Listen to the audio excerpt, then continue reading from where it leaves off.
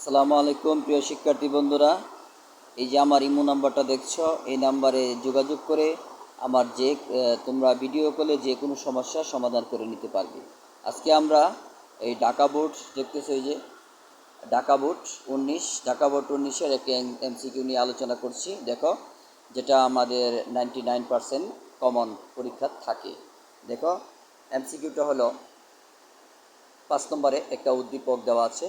এই উদ্দীপক থেকে তোমার কি করতে হবে, এই প্রশ্নটির উত্তর দিতে হবে।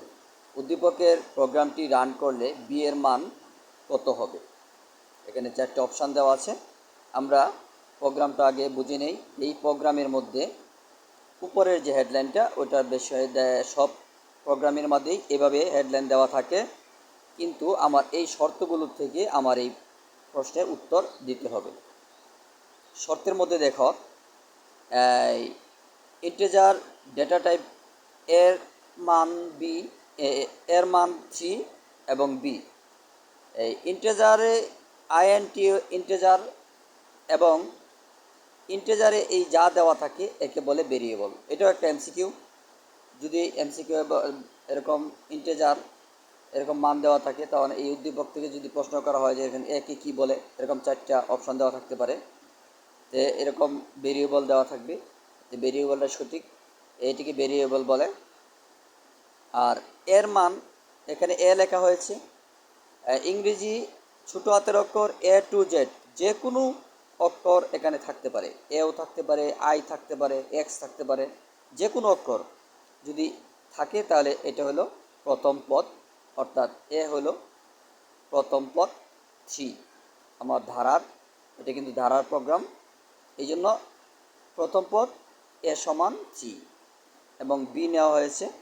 বির একটা মান দেওয়া আছে। বির মান হলো বি সমান, দেখো কত, বির সূত্র দেওয়া এখানে আমার।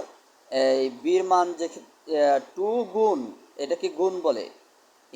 প্রোগ্রামের মধ্যে গুণ কিন্তু এভাবে স্টার চিহ্ন দিয়ে গুণ দেওয়া হয়। আর এখানে এর মান দেওয়া আছে, ওই দেখো এর মান 3 দেওয়া, এই যে 3, এই 3 যদি এখানে তুমি বসাও, তখন এই দুইটা সংখ্যা কি করতে হবে, এটা কি গুণ।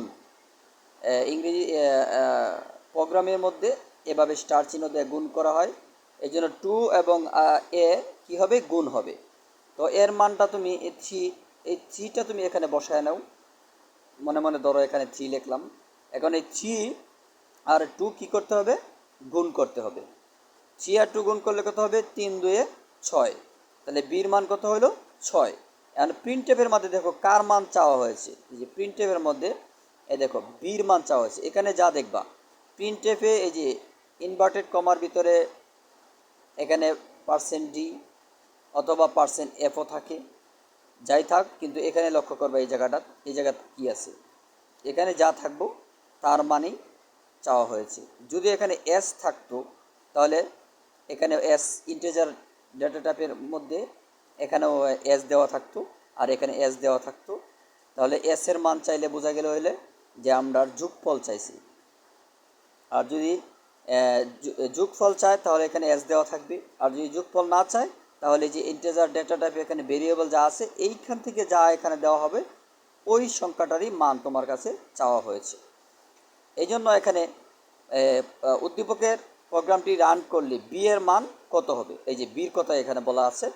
এই বি এর মান দেখো, আমরা এখানে সহজ বি এর মান বের করা। 2 সাথে এ গুণ, এর মানটা এখানে বসায় দেও, তাহলে 3 হচ্ছে। এখানে 3 আর 2 গুণ করো, 3 2 6।